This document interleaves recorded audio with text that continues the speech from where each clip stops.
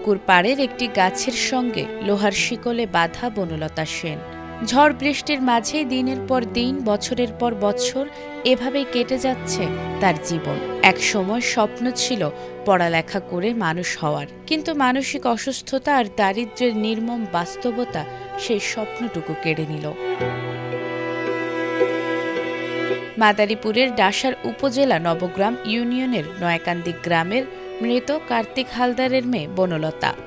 অভাব অনটনে তার পরিবারের নিত্যসঙ্গী। মা ও দুই ভাই অন্যের জমিতে কৃষিকাজ করে কোনো মতে সংসার চালান। সেই সংসারে বনলতার চিকিৎসা যেন এক অসম্ভব স্বপ্ন। ছোটবেলায় বনলতা ছিলেন একদম স্বাভাবিক, পড়ালেখাতেও ছিলেন বেশ মনোযোগী। অষ্টম শ্রেণীতে পড়াকালীন হঠাৎ তার আচরণে পরিবর্তন দেখা দেয়। ধীরে ধীরে মানসিক ভারসাম্য হারিয়ে ফেলেন তিনি। তখন বাবা জীবিত থাকায় কিছু চিকিৎসাও হয়েছিল, অনেক মাস ভালোও ছিলেন। কিন্তু বাবার মৃত্যুর পর সংসারে নেমে আসে চরম আর্থিক সংকট, বন্ধ হয়ে যায় চিকিৎসা। এরপর থেকেই যেন বদলে যায় বনলতার পুরো জীবন।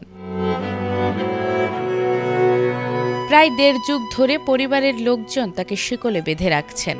অসুস্থতার কারণে কখনো তিনি চিৎকার করেন, কখনো মানুষকে গালিগালাজ করেন।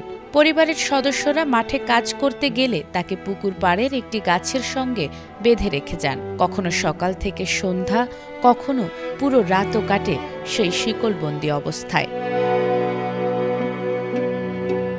স্থানীয়দের অনেকেই বলেন, বনলতার চোখে মুখে এখনও অসহায়ত্বের ছাপ স্পষ্ট। নিয়মিত খাবারও জোটে না তার।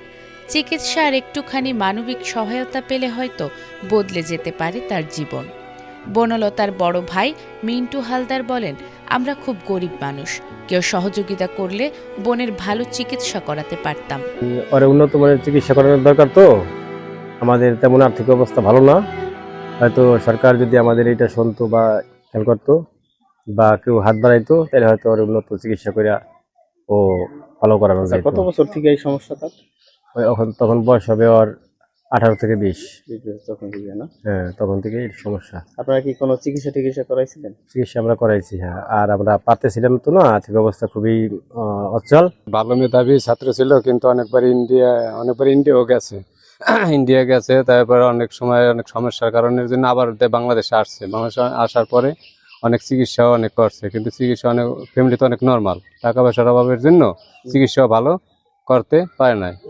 এই জন্য আপনাদের যদি সহযোগিতা করার যতটুকু দরকার সেটুকু আপনারা ব্যবস্থার জন্য করবেন চিকিৎসা। আচ্ছা, ওনারে কেন বাইদ্যা রাখে কেন?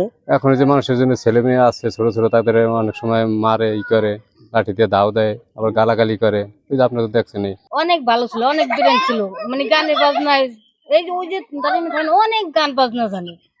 এই গান বাজনা হন না মাইসে ভিডিও করে নিয়ে যায়। দেখেন এই সমস্যাটা হইলো কেমন? ওই সমস্যার মানে বাজো বেশি কি আছে, বাজো রকমের নেশা করছে, খালি বনের পাগল হয়ে গেছে। ওই যে বাইন্দা রাখতে আছে যে ওরে হঠাৎ করে মানে এমন আছে একটা মানুষ গেল থাবা দিকে তৈরি বহে। নবগ্রাম ইউনিয়ন পরিষদের চেয়ারম্যান দুলাল তালুকদার বলেন, টাকার অভাবে চিকিৎসা না হওয়ায় তাকে প্রতিবন্ধী ভাতার আওতায় আনা হয়েছে।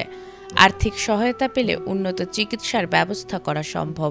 এ বিষয়ে ডাসার উপজেলার নির্বাহী কর্মকর্তা জাকিয়া সুলতানা বলেন, পরিবারের সম্মতি পেলে সরকারিভাবে মানসিক হাসপাতালে ভর্তির বিষয়ে উপজেলা প্রশাসন সহযোগিতা করবে। আমাদের ডাসার উপজেলার নবগ্রাম ইউনিয়নে বনলতা নামের একজন মেয়ে, সে মানসিক ভারসাম্যহীন অবস্থায়, শিকলবন্দি অবস্থায় আছে, এটি আমি জানতে পারলাম।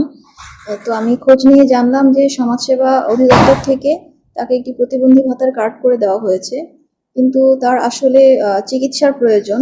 তো আমরা উপজেলা প্রশাসন থেকে তার পরিবারের সাথে যোগাযোগ করব এবং তার পরিবারের সম্মতিক্রমে তারা যদি সরকারি মানসিক হাসপাতালে যদি চিকিৎসা নিতে ইচ্ছুক থাকে, সেক্ষেত্রে আমরা প্রশাসন থেকে তাকে হাসপাতালে পাঠানোর, তাকে অ্যাডমিট করার সম্পূর্ণ ব্যবস্থা নেব।